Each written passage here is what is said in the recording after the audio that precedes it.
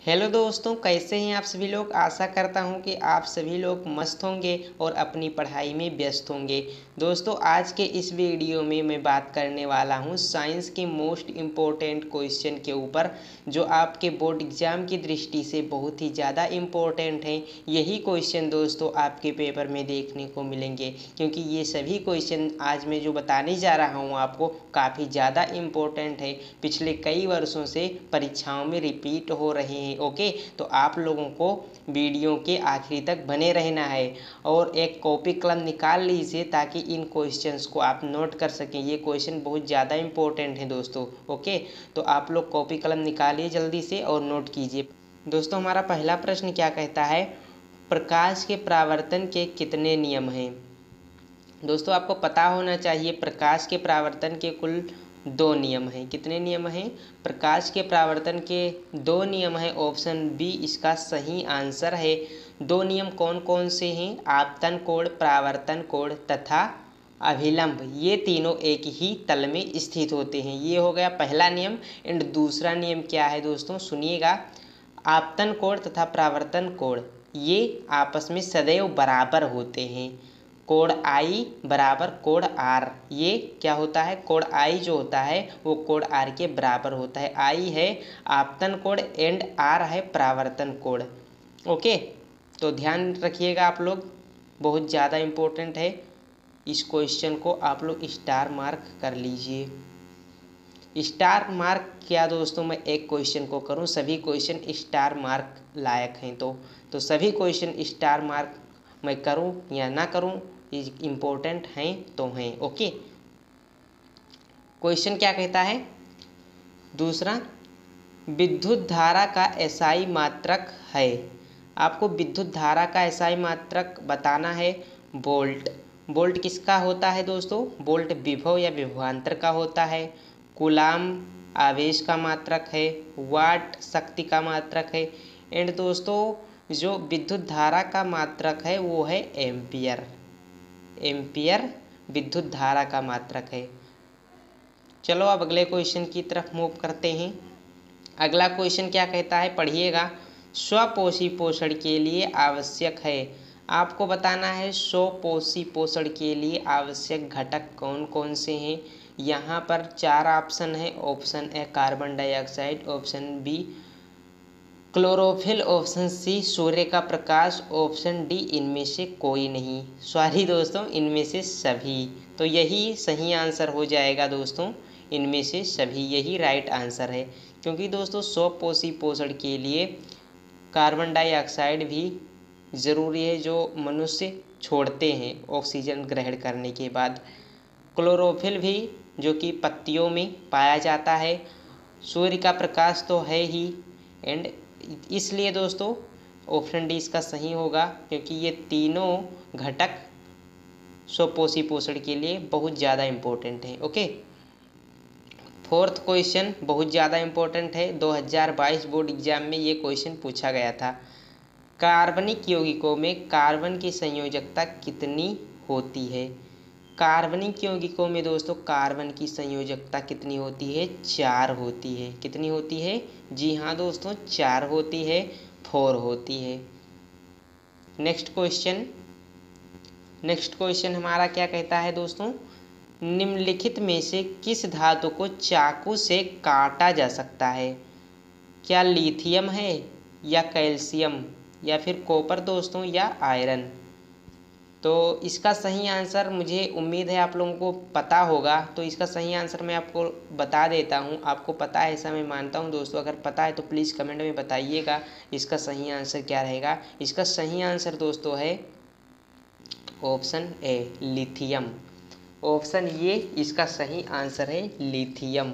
Lithium को दोस्तों चाकू से आसानी से काटा जा सकता है, ये बहुत ही मुलायम धातु होती है। अगला क्वेश्चन हमारा है क्वेश्चन नंबर 6। वह प्रक्रम जिसके द्वारा जीव अपनी जैसी संतानों की उत्पत्ति करते हैं कहलाते हैं, क्या कहलाते हैं, बिल्कुल सही, जनन कहलाते हैं। जनन प्रक्रिया के द्वारा दोस्तों जीव अपनी जैसी संतानों की उत्पत्ति करते हैं। ओके, नेक्स्ट क्वेश्चन, वियोजन अभिक्रिया क्या है, उदाहरण सहित लिखिए। तो वियोजन अभिक्रिया के बारे में आपको पता होगा, नहीं पता है तो चलो मैं बता देता हूँ। आइए दोस्तों, वियोजन अभिक्रिया पर बात करते हैं। ये वियोजन अभिक्रिया क्या होता है, आप लोगों ने पहले ही पढ़ा होगा। इस अभिक्रिया में एकल अभिकारक टूटकर दो या उससे अधिक उत्पाद बनाते हैं। इस अभिक्रिया में क्या होता है, कोई एक अभिकारक होता है, वो उसके कई टुकड़े हो जाते हैं, कई टुकड़े, दो या दो से अधिक टुकड़े हो जाते हैं और इससे अधिक उत्पाद बन जाते हैं। ठीक है, दो या उससे अधिक उत्पाद बनते हैं। जैसे मान लीजिए कि ये कोई अभिकारक है और अभिक्रिया जब होगी तो क्या होगा कि ये दो पार्ट में डिवाइड हो जाएगा, दो उत्पाद इसके बनेंगे। ठीक है, दो भाग में ये टूट जाएगा। यही है दोस्तों वियोजन अभिक्रिया। क्या होता है कि अभिक्रिया में एकल उत्पाद, मतलब कि दोस्तों एक उत्पाद जो होता है वो अभिकारक, एक अभिकारक जो होता है, अभिकारक होगा, वो टूट जाता है और टूटकर दो या उससे अधिक उत्पाद बनाता है। यही होता है दोस्तों वियोजन अभिक्रिया। वियोजन अभिक्रिया ओके, यही होता है वियोजन अभिक्रिया। दोस्तों वियोजन अभिक्रियाएं तीन प्रकार की होती हैं। नंबर 1 ऊष्मीय वियोजन, नंबर 2 वैद्युत वियोजन एंड नंबर 3 प्रकाशीय वियोजन। तो आप लोग ध्यान रखिएगा दोस्तों, वियोजन तीन प्रकार के होते हैं। पहले बात करेंगे हम लोग ऊष्मीय वियोजन के ऊपर। ऊष्मीय वियोजन क्या होता है, इसके बारे में हम लोग अध्ययन करते हैं। तो ये ऊष्मीय वियोजन है क्या, ऊष्मा द्वारा किया गया वियोजन। देखिए ऊष्मा द्वारा, यानी कि किसी अभिक्रिया में दोस्तों, किसी एकल अभिक्रिया में ऊष्मा द्वारा किया गया वियोजन ऊष्मीय वियोजन कहलाता है। विद्युत वियोजन दूसरा होता है, यहाँ पर है विद्युत वियोजन। तो मान लीजिए दोस्तों एक अभिकारक हम ले लेते हैं कैल्शियम कार्बोनेट CaCO3। ये क्या है, चूना पत्थर। अपने स्कूल में आप लोगों ने इसे देखा होगा, चाक भी बोला जाता है इसे। चाक दोस्तों कैल्शियम कार्बोनेट का बना होता है। तब हम लोग इस पर ऊष्मा देंगे, कैल्शियम कार्बोनेट पर। कैल्शियम कार्बोनेट पर ऊष्मा देने से यह दोस्तों CaO प्लस CO2 में टूट जाता है। क्या होता है, कैल्शियम कार्बोनेट को ऊष्मा देने से यह कैल्शियम ऑक्साइड और कार्बन डाइऑक्साइड में टूट जाता है। ये क्या है दोस्तों, कैल्शियम ऑक्साइड, ये है बिना बुझा हुआ चूना। ध्यान रखिएगा दोस्तों, ये है बिना बुझा हुआ चूना। ओके, ये है बिना बुझा हुआ चूना। और ये कार्बन डाइऑक्साइड है, जिसे क्या करते हैं हम लोग, छोड़ते हैं। ऑक्सीजन ग्रहण करते हैं और कार्बन डाइऑक्साइड छोड़ते हैं, वही है ये। तो आप लोगों के समझ में आ गया होगा दोस्तों, ऐसा मैं मान सकता हूँ कि ऊष्मीय वियोजन क्या होता है। अब बात कर लेते हैं किस पर, वैद्युत वियोजन पर। वैद्युत वियोजन क्या होता है दोस्तों, इसके बारे में हम लोग अध्ययन करते हैं। देखिए विद्युत धारा प्रवाहित कर होने वाला वियोजन, विद्युत धारा देने से जो वियोजन होता है उसे क्या कहते हैं दोस्तों, उसे कहा जाता है, क्या कहा जाता है भैया, वैद्युत वियोजन। क्या कहा जाता है, वैद्युत वियोजन। जी हाँ, उसे वैद्युत वियोजन कहा जाता है। वैद्युत वियोजन में दोस्तों जैसे इसका उदाहरण लेते हैं, H2O है, H2O। जब इस पर हम लोग विद्युत धारा प्रवाहित करेंगे, विद्युत धारा यहाँ पर लिखता हूँ, विद्युत धारा, तो ये क्या होगा, H2 प्लस O2। अभिक्रिया को बैलेंस करने के लिए यहाँ पर 2 एंड यहाँ पर 2 लगा देंगे।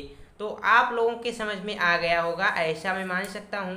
H2O जो जल होता है, इसे विद्युत धारा प्रवाहित करके हाइड्रोजन और ऑक्सीजन में तोड़ा जा सकता है।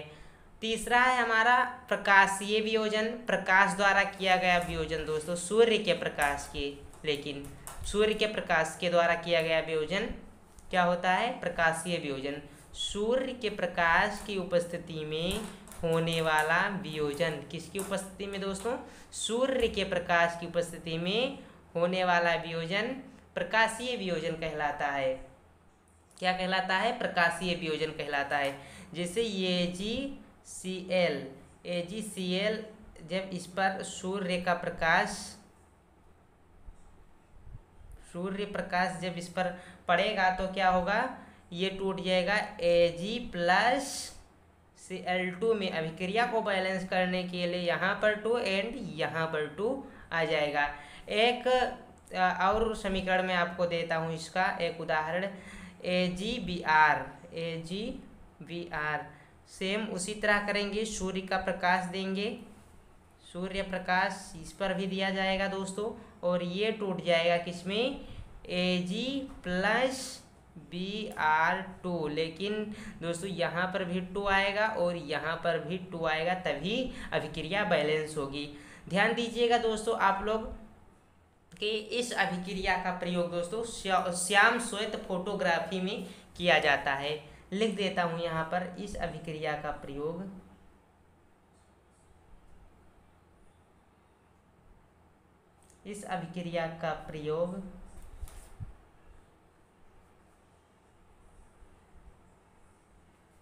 श्याम श्वेत फोटोग्राफी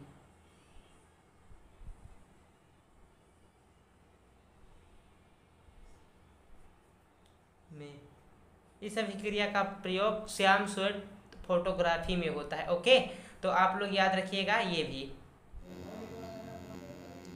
क्वेश्चन नंबर 8 देखिए, विकृत गंधिता क्या है। विकृत गंधिता को रोकने के लिए 2 उपाय लिखो। तो चलो मैं बताता हूँ इसका आंसर। आइए दोस्तों, अब विकृत गंधिता पर हम लोग चर्चा करते हैं। ये विकृत गंधिता क्या है। वसायुक्त और तेलीय खाद्य सामग्री, जो वसायुक्त और तेलीय खाद्य सामग्री, जो खाने वाली चीज़ें होती हैं जो तेलीय हो, वो वायु के संपर्क में आने पर उपचयित हो जाते हैं। उपचयित मतलब ऑक्सीजन से क्रिया करके वो खराब होने लगते हैं, जिससे उनके स्वाद और गंध में परिवर्तन हो जाता है। इसे विकृत गंधिता कहते हैं। वसायुक्त और तेलीय खाद्य सामग्री जब वायु के संपर्क में आते हैं तो ये उपचयित हो जाते हैं, जिससे उनके स्वाद और गंध में क्या होता है, बदलाव हो जाता है। इसे ही विकृत गंधिता कहा जाता है। विकृत गंधिता को रोकने के लिए 2 उपाय यहाँ पर मैं आपको लिखवा दिया हूँ, आप लोग पढ़ लीजिए। पहला है वायुरोधी बर्तन में खाद्य सामग्री रखकर। वायुरोधी बर्तन में दोस्तों, वायुरोधी बर्तन में अगर खाद्य सामग्री रख दिया जाए तो उस पर कोई प्रभाव नहीं पड़ेगा, यानी कि वो उपचयित होने से बच जाएगी। उसमें वायु जो ऑक्सीजन है वो क्रिया नहीं कर पाएगा। और जो चिप्स होते हैं वो इसी कारण नाइट्रोजन उसमें भरा जाता है। नाइट्रोजन उसमें चिप्स के थैले में नाइट्रोजन का प्रयोग किया जाता है। आप लोग याद रखिएगा दोस्तों, वायु के स्थान पर उस नाइट्रोजन गैस द्वारा, जिसे चिप्स में मैंने आपको उदाहरण भी दे दिया पहले, तो आपको ये दोनों समझ आ गया होगा और ये तो आपको समझ आ ही गया। नेक्स्ट क्वेश्चन देखो, पाचन क्रिया के दौरान उदर का पीएच कितना होता है। दोस्तों पाचन क्रिया के दौरान उदर का पीएच होता है 3.0, 3 होता है। कितना होता है, 3 होता है। नेक्स्ट क्वेश्चन क्या कहता है भैया, चींटी के डंक में कौन सा अम्ल पाया जाता है।